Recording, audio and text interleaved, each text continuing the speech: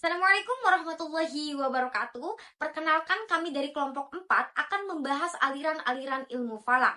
Kan saya sendiri Siti Aisyah. Sebelum kita masuk ke pembahasan utama aliran-aliran ilmu falak, kita akan membahas latar belakangnya. Jadi dalam Islam, ibadah umat Islam itu sangat ditentukan tergantung pada posisi bulan dan matahari, seperti puasa Ramadan, sholat Idul Fitri, sholat Idul Adha, dan ibadah yang lainnya. Karena pentingnya hal itu, maka muncullah ilmu falak ini, yaitu ilmu yang mempelajari posisi dan pergerakan benda langit untuk menentukan waktu-waktu ibadah tersebut. Nah, pada perkembangannya, para ulama itu memiliki cara atau aliran yang berbeda. Ada yang menggunakan metode hisab, ada yang menggunakan metode ruqyat. Nah, dari dua metode ini itu mulai muncul berbagai pembahasan. Seperti apa sih konsepnya? Siapa tokoh-tokohnya? Dasar hukumnya apa? Sampai organisasi apa saja yang memakai dua metode ini. Pada pembahasan pertama ini, saya akan membahas tentang konsep dasar hisab. Hisab itu berasal dari bahasa Arab, yaitu al-hisab, yang artinya perhitungan. Dalam ilmu falak, hisab ini digunakan untuk menghitung posisi bulan, matahari, dan bumi secara sistematis dan astronomis supaya kita bisa mengetahui kapan awal bulan Hijriah dimulai. Nah, munculnya metode hisab ini karena metode ruqyat itu terkadang tidak bisa dilakukan. Misalnya cuaca mendung atau hilal itu tidak terlihat. Maka menggunakan metode hisab ini kita bisa menentukan awal bulan Hijriah tanpa harus menunggu hilal terlihat secara langsung. Kalau kita lihat jenisnya, hisab ini terbagi menjadi dua kelompok besar. Ada hisab urfi, yaitu perhitungan sederhana yang berdasarkan pada rata-rata pergerakan bulan, posisi bulan dan matahari. Lalu hisab hakiki, yaitu perhitungan yang lebih akurat karena memakai data-data astronomi. Nah, hisab hakiki terbagi menjadi tiga lagi. Ada hisab hakiki takribi, yaitu masih perkiraan. Hakiki tahkiki itu lebih akurat karena sudah memakai data astronomi. Dan hakiki kontemporer yang paling modern karena memakai komputer dan teknologi yang terbaru. Selain menentukan awal bulan Hijriah, metode hisab ini digunakan menentukan waktu sholat juga. Jadi ilmu hisab ini sangat penting dan membantu umat Islam dalam menentukan waktu ibadahnya secara tepat ya. Kesimpulannya, ilmu hisab adalah cara ilmiah untuk menentukan waktu ibadah dalam Islam. Selanjutnya akan dilanjutkan oleh pemateri kedua, yaitu Nur Yulianingsih. Baik, di sini saya akan menjelaskan tentang tokoh-tokoh pengembang hisab dan juga dasar syar'inya. Nah, yang pertama yaitu ada Kiai Haji Ahmad Dahlan. Beliau merupakan sang sosialis karena beliau bukan hanya seorang penerus tetapi juga seorang pengembang. Beliau mengembangkan ilmu hisab pertama kali melalui kelembagaan di Muhammadiyah. Beliau juga berhasil merubah paradigma masyarakat pada saat itu, yang dimana saat itu masyarakat berfokus pada penglihatan semata atau ruqyat berubah menjadi pada perhitungan yang pasti atau hisab ini. Nah, yang kedua yaitu ada Profesor Dr. Susikna Azhari. Beliau membawa perubahan pada hisab yaitu dari ranah pesantren menuju ranah akademikian. Nah, beliau juga menulis beberapa tulisannya yang diupload melalui ensiklopedia. Tujuannya adalah untuk memberi pengetahuan lebih tentang hisab ini. Beliau juga membuat jembatan yang kokoh menuju dari khazanah klasik menuju khazanah yang modern.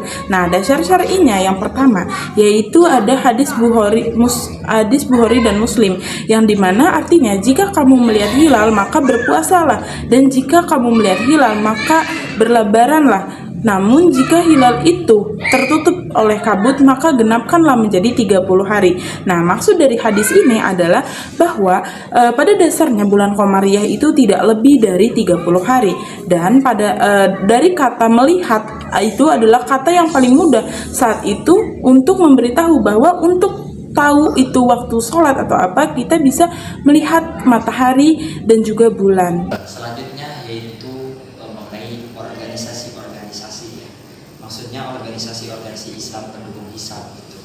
Nah, dalam ilmu falak itu terdapat dua metode utama untuk menentukan awal bulan Qamariyah, yaitu ruqyat untuk melihat hilal secara langsung, dan hisab yaitu perhitungan astronomis.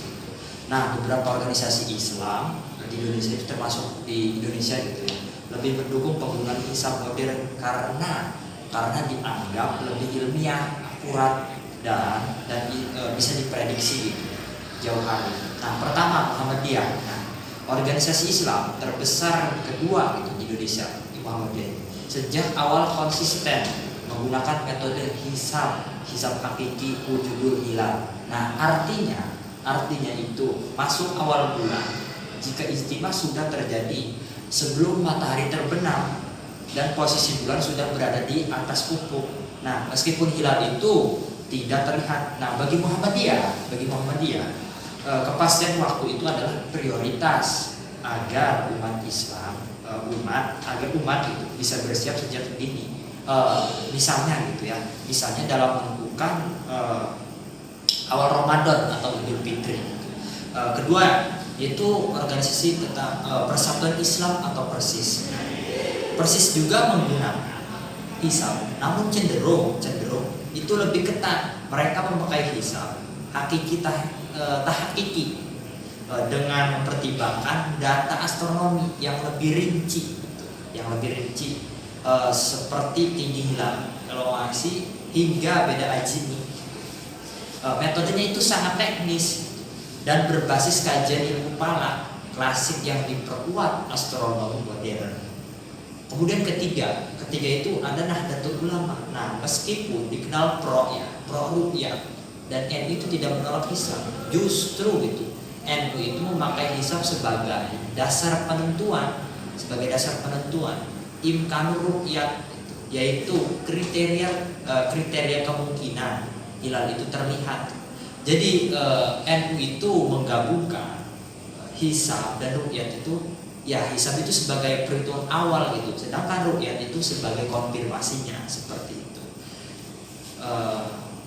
Cukup itu saja ya, karena ada 3 organisasi. Sekian dan terima kasih. Selanjutnya akan dilanjutkan oleh teman saya. Selanjutnya ada konsep dasar ruqyat. Ruqyat berasal dari bahasa Arab yang artinya melihat secara langsung. Di dalam ilmu falak, ruqyat diartikan sebagai pengamatan hilal, yaitu bulan sabit pertama yang timbul di ufuk barat sesudah matahari terbenam pada akhir bulan Komariah. Nah, hasil pengamatannya menjadi penentu masuknya bulan baru Hijriah. Di dalam kamus ilmu falak, ruqyat dilakukan di tanggal 29 ketika matahari terbenam, baik secara mata telanjang ataupun media bantu. Nah, jika hilal itu ada, akibatnya esok ditentukan sebagai awal bulan baru. Nah, jika tidak, bulan digenapkan menjadi 30 hari. Secara praktis, ruqyat merupakan metode empiris yang menghubungkan ilmu falak dengan ibadah seperti puasa Ramadan dan haji.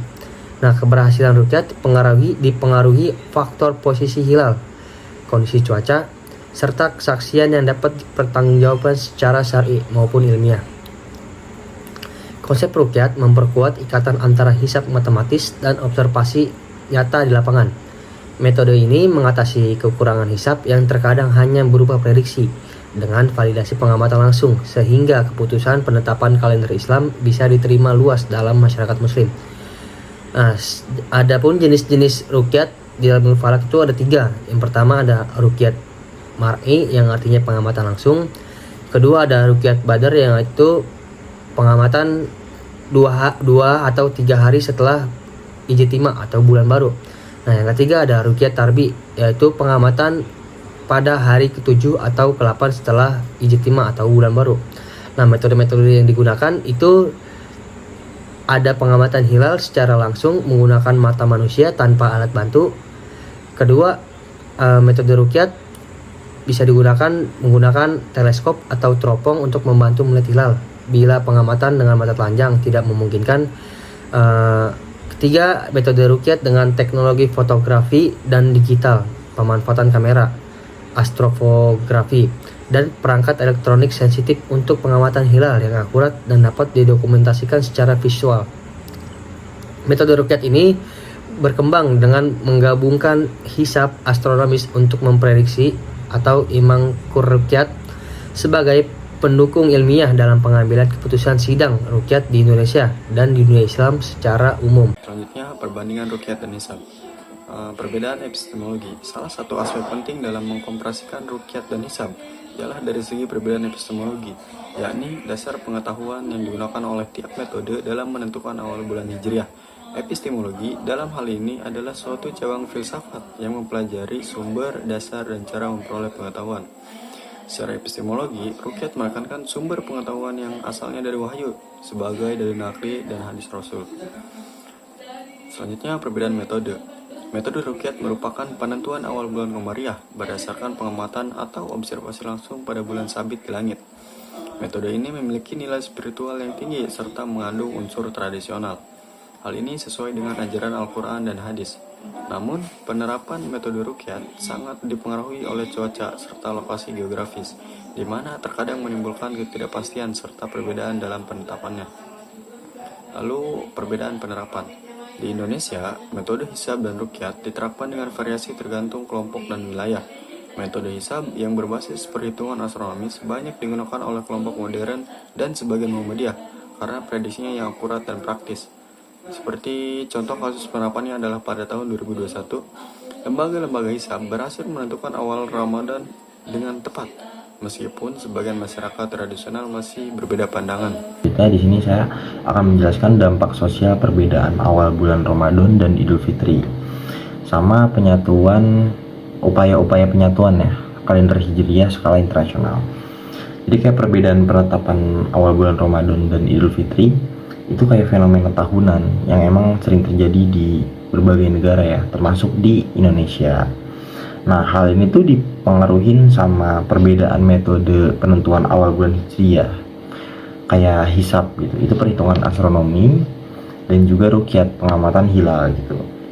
Nah, meskipun kayak perbedaan ini tuh bersifat fikih, tapi dampaknya tuh kerasa banget ya secara sosial dan kultural. Kayak sering banget nimbulin dampak sosial kayak kebingungan publik, terus juga perpecahan dalam keluarga gitu, terus fragmentasi komunitas muslim. Nah, karena adanya metode penentuan hisab dan rukyat gitu, ini tuh ngebuka ruang juga ya dalam situasi ini untuk dialog dan toleransi antar kelompok.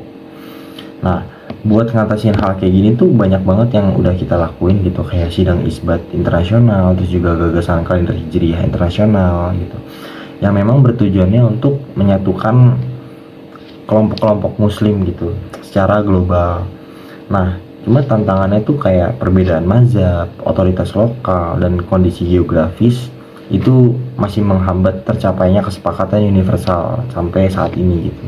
Terima kasih.